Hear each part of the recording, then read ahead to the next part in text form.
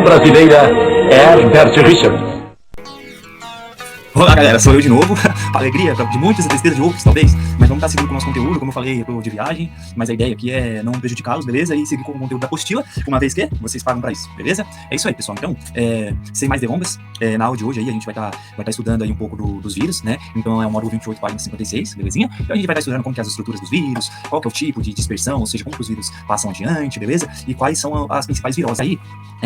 A gente vai ser bem simples essa aula, tudo bem? Não quero tomar muito tempo de vocês, vai ser bem breve, vocês vão conseguir fazer os exercícios e vírus vocês vão ver que não tem segredo, certo? Então, por exemplo, quando a gente fala de vírus, né, a gente sempre tem aquela pergunta, né, não sei se vocês já tiveram essa aula em algum momento, mas vírus, vocês acham que vírus é um ser vivo?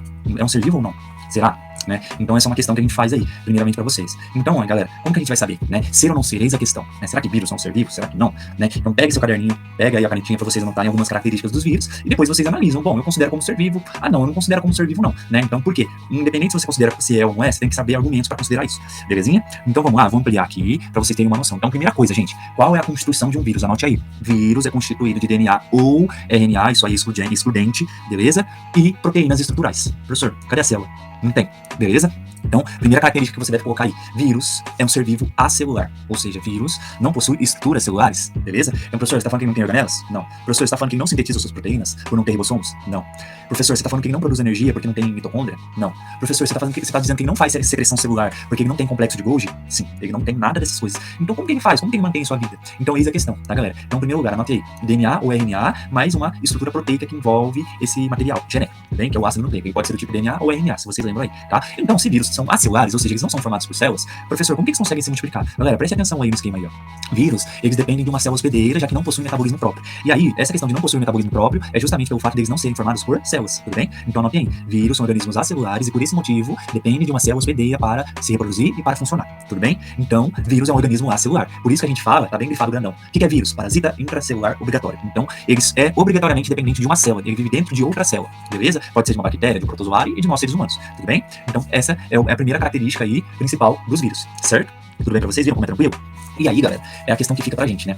Vírus é vida ou não? Então, pra gente considerar um ser vivo, a gente lembra lá da teoria celular que a gente viu no primeiro trimestre, nas primeiras semanas? Então, a teoria celular, a teoria que propõe os organismos, ela diz, na verdade, que todos os organismos vivos é composto pelo menos por uma única célula, lembra? Mas a gente acabou de ver que vírus é acelular. Então, se a gente partir do pressuposto que a característica de vida é que compõe células, os vírus não são seres vivos, tudo bem? Então, não ser um ser vivo tá relacionado ao quê? Que ele é acelular e não tem metabolismo próprio, certo? Mas existem pesquisadores, inclusive, que defendem que o vírus é sim um ser vivo, né? Em primeiro lugar, pela questão patológica, os vírus eles causam viroses, ou seja, doenças causadas por vírus, tá? Então, vírus ele também se reproduz, tá? Embora ele não tenha célula, ele, dentro de outra célula ele consegue se multiplicar e virar novos vírus. Outra questão, vírus ele sofre o quê? Mutações. Se ele sofre mutação, ele é passível de seleção natural, então ele tende a mudar ao longo do tempo, beleza? Não é o que a gente viu aí com a Covid, com a pandemia recentemente? Então a gente ficou preocupado depois de tomar vacina quando veio novas variáveis. Por quê? Porque a proteína que fica em volta do vírus, que dá a sua característica por sua vez, e a característica de infecção também nas pessoas, ela muda. Se essa proteína muda, o nosso corpo não consegue reconhecer, portanto ele passa a ser perigoso para nós, tá? Por isso que a gente tem que tomar vacina da gripe todos os anos. Lembra lá da gripe H1N1? Na minha época era assim, H1N1, né? Quando eu era bem pequeno, agora já tem outros H1N1, alguma coisa. Por quê? H e N são duas proteínas que tem nesse tipo de vírus da gripe, tudo bem? Então, quando eles sofrem mutação, o número dessa proteína muda e a gente coloca um outro número, tá? H2N2, sei lá.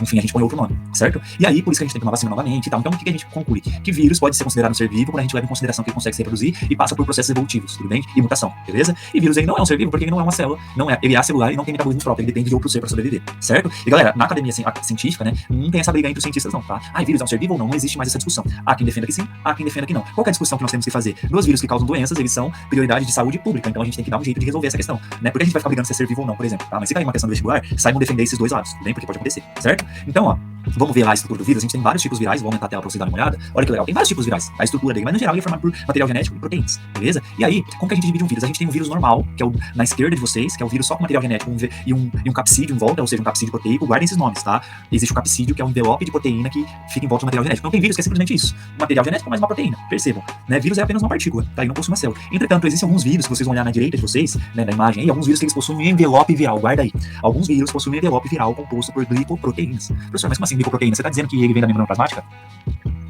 Sim, estou dizendo que essa glicoproteína, que esse envelope viral, ele veio da membrana plasmática de uma célula que o vírus acabou de infectar, beleza? Agora vocês compreendem, porque o vírus da gripe ele tem uma coevolução aí com os humanos e é muito fácil de nós pegarmos a gripe, porque o envelope viral ele meio que engana o nosso sistema imunológico, tá? Então o que você está aprendendo nesse slide? Que a estrutura viral é envelope, que é proteína, e dentro dessa proteína, desse bolsinho de proteína, material genético. É um vírus nu. E existe vírus que possui um envelope de glicoproteínas, ou seja, de membrana plasmática, digamos assim, que veio de outro ser vivo. Mas como que ele veio? Presta atenção nessa outra imagem. É a forma que um vírus pode infectar um ser vivo, tá? Eu vou dar um zoom aí para vocês verem e deixar eu na tela. Olha o que acontece. O vírus, né, tem a membrana plasmática, o lado externo em azul e o lado interno no citosol da célula, tá? E aí quando o vírus entra, ele é fagocitado, digamos assim, quando ele dá essa fagocitose para dentro da célula, né, ele entra, infecta, e quando ele sai da célula, ele acaba pegando parte do material genético da célula. E isso forma o que a gente tá vendo ali como envelope viral. Então quando ele vai infectar outra célula, é muito mais fácil, porque aquela membrana a célula já reconhece. Então vem um vírus ali, a célula, poxa, essas proteínas parecem com a minha, que de fato são da membrana plasmática dela. Então o vírus consegue enganar e entrar na célula, beleza? Como que chama isso aí? É um tipo de transmissão viral, a entrada do vírus na célula por endocitose ou uma fusão, tá? Então o vírus envelopado, isso só acontece em vírus envelopado, encaixa ali e ele é fusionado para dentro da célula e aí ele vai se reproduzir, tudo bem? Existe um outro tipo de infecção viral que é por meio de translocação, tá? Então o que vocês estão olhando aí, essa parte amarelinha a gente chama de proteína receptora, que é um tipo de proteína integral que fica na membrana, na bicamada fosfolipídica, ou seja, a membrana plasmática. Então quando o vírus encaixa ali, essa proteína reconhece e passa o vírus para dentro da célula, e o vírus passa a infectar a célula, beleza? Então a gente tem aí dois tipos de infecções virais, tá? Esse que a gente acabou de ver é por encaixe e depois o vírus entra, porque a célula reconhece aquilo. Mas professor, o vírus não é danoso à saúde da célula? Claro que é, mas como o vírus tem um envelope viral muito parecido com a membrana da célula, ele acha que é uma partícula dela mesma, a célula acha, então acaba trazendo o vírus para dentro, tudo bem? E aí, existe vírus, como eu falei para você, de DNA e vírus ou RNA, nunca os dois, tá, galera? O vírus de RNA existem vários tipos, ou seja, eles têm um ácido nucleico tipo RNA, ácido ribonucleico, mais pra frente vocês vão entender a diferença entre esses dois, mas só imagine que material genético a gente tem DNA e RNA, beleza? Os dois tipos, certo? Aí o RNA, o vírus de RNA, ele precisa sintetizar esse RNA em DNA da célula, então a gente chama isso de retrovírus, tudo bem? Presta atenção aí na tela, lá. Vírus de RNA de cadeia simples. O RNA entra no citoplasma da célula, hospedeira, utiliza a enzima transcriptase reversa para sintetizar a cópia de DNA, beleza? Então quando a gente vai produzir uma proteína, que o vírus é literalmente proteína, essa informação para a produção da proteína vem do RNA, que por sua vez veio do DNA, certo? Então, por exemplo, você vai produzir a proteína do seu cabelo. Como que você produz a proteína do seu cabelo? Da onde que vem? Dentro do núcleo, material genético. Então no núcleo tem o DNA, esse DNA vai ser transformado em RNA por transcrição, e esse RNA vai ser traduzido na proteína que é a cor do seu cabelo, a queratina, a cor dos seus olhos, na minha pele, por exemplo, certo? Só que, lembra que é o caminho DNA, RNA, proteína? O vírus, ele é de RNA. Como que esse filho da mãe vai fazer para pegar um RNA e transformar em DNA? É por isso que ele tem uma enzima chamada, anote aí, vírus de RNA do tipo retrovírus possui uma enzima chamada transcriptase reversa, ou seja, transcrever. Lembra que de DNA e RNA é uma transcrição, certo? Agora, ASE é uma enzima, então transcriptase, enzima, reversa. É uma enzima que faz a transcrição ao contrário. Então, de RNA eu vou transformar em DNA. Tudo bem? Preste atenção nisso, guardem aí essa informação. Então, como que acontece isso? Olha lá essa imagem, eu vou até aumentar, deixar grandão e deixar na tela também. Então, ó, o vírus do HIV, ali na esquerda de vocês, ele entrou na célula. Então, ele tem lá uma proteína e um material genético. Quando ele entra, perceba aí que a transcriptase reversa tá aí na imagem em amarelo, e ele tem um RNA viral, ou seja, ele não tem DNA. O que a transcriptase reversa vai fazer? Pegar esse RNA e transformar em DNA, certo? E aí esse DNA vai entrar no núcleo da célula e vai se incorporar ao DNA da célula hospedeira, beleza? Fica lá dormente. Chega um momento que esse DNA da célula hospedeira, ele vai ser quebrado e o DNA viral vai produzir as proteínas do próprio vírus, tudo bem? É assim que o vírus se reproduz. Por isso que vírus, né, a gente chama de vírus de parasita intracelular obrigatório. Então perceba que o retrovírus faz. Ele é de RNA, então ele coloca esse material genético dentro da célula, essas enzimas chamadas transcriptase reversa vai sintetizar um DNA a partir desse RNA, esse DNA agora vai se incorporar ao DNA da célula hospedeira e vai ficar ali. A célula hospedeira não reconhece que é um DNA de vírus, ela acha que é dela mesmo. E aí a própria célula hospedeira vai pegar, olha o que o vírus faz, que coisa doida. Vai pegar os próprios ribossomos dele, que o vírus não, o que a célula hospedeira faz? Vai pegar o ribossomo e sintetizar o material genético viral. Se eu tô sintetizando material genético que não é meu, as proteínas vão ser de quem? Da célula ou do vírus? Claro que é do vírus, porque o material genético era do vírus. É assim que um vírus se reproduz dentro do organismo, tá bom? E, gente, essa imagem tá na postura de vocês podem dar uma olhada, acompanhar depois, certo? Compreenderam aí mais ou menos? Então, é o tipo retrovírus. Professor, como que os outros vírus de DNA se reproduzem? Eles vão fazer o caminho diretamente, olha aí na imagem, vocês vão ampliar. Ao invés dele fazer, ele não tem a transcriptase reversa, ele só vai incorporar o DNA dele no núcleo da célula e essa célula vai começar a produzir partes desse novo vírus, beleza? E aí, gente, a gente tem algumas doenças, né, causadas por vírus. Então, a poliomielite é causada por vírus, o próprio vírus da AIDS, que é a doença da imunodeficiência adquirida, tá? A catapora é causada por vírus, a cachumba, o sarampo, beleza? Então, aí nessa tabela, tá aí como que a gente contrai, quais são os sintomas e quais são as medidas profilácticas. Ou seja, a maioria das medidas profilácticas, vocês podem ver o que é medida profiláticas, professor? É medida para combater a doença, para não pegar a doença, certo? Então, medida profilática para vírus são vacinas, tá? Gente, atenção que eu vou dizer. Não dá pra gente cuidar de uma infecção viral com antibiótico, certo? Antibiótico é apenas para bactéria. O vírus, a única forma de se prevenir de um vírus é por meio de vacina, certo? Então a gente toma vacina, que é um vírus atenuado, digamos assim, para ensinar o nosso sistema imunológico como combater esse vírus, e aí quando a gente contrai esse vírus, nosso sistema imunológico sabe o que é e já consegue combater, tudo bem? Então antibiótico não serve para vírus, saibam disso. Aí depois a gente tem outras doenças, vou aumentar aqui pra vocês, né? A gente tem a rubéola, a raiva, herpes, certo? A gripe que eu falei pra vocês, a dengue, o vetor dela é quem? É um mosquito, olha que legal. A febre amarela, a varíola e a hepatite, tudo bem? Então, de todas as doenças virais, dengue, certo? E febre amarela tem mosquitos como vetores, que é os Aedes aegypti, tá? É o nome do mosquito. Então, o mosquito não causa doença, ele transmite, quem causa é o vírus, certo? Tudo bem pra vocês? Faz sentido na cabeça de vocês? Beleza. Aí é um mapa mental pra vocês terem, tá? Esse mapa mental é bem simples, ele fala um pouco dos vírus, quais são as características. Então a gente viu características gerais, que eles são acelulares, parasitas intracelulares obrigatórios, não possuem metabolismo próprio. Tem alguns tipos de mecanismos de infecção, que é por adesão, né? Por penetração, que é quando ele penetra diretamente na célula, né? Então existe esse tipo, tem tipos de reprodução do vírus, beleza? E tem os ciclos de reprodução, tá? Eu não falei pra vocês, mas a reprodução de um bacteriófago, que é um vírus que infecta a bactéria, esse aqui que vocês estão vendo aqui, ó, parece um esqueletinho aqui, ó. Parece uma nave espacial bem na pontinha do lado da seta do ciclo reprodutivo, aqui, ó, bacteriófago, o nome dele. Galera, bacteriófago é um vírus só de bactéria, e ele vai se reproduzir por um ciclo chamado ciclo lítico e ciclo lisogênico. tá? Ciclo lítico é quando ele se reproduz tanto o vírus dentro da célula que a célula acaba explodindo. Ciclo lisogênico é quando o vírus incorpora o material genético dele dentro da bactéria, essa bactéria vai sofrer mitose, ou seja, formar várias bactérias, ou seja, uma vira duas, ou seja, duas bactérias com material genético viral. E aí, por algum motivo, essa bactéria passa a produzir mais vírus, ou seja, lisogênico. E aí ela forma, gene vem de formação, ela forma várias bactérias com material genético viral, que é uma forma do vírus se reproduzir também, certo? Ou ele entra simplesmente numa célula, manda essa célula aí fabricar ele mesmo, e ele fica tão cheio de vírus dentro da célula que a célula explode, por isso que ciclo lítico de quebra mesmo, belezinha?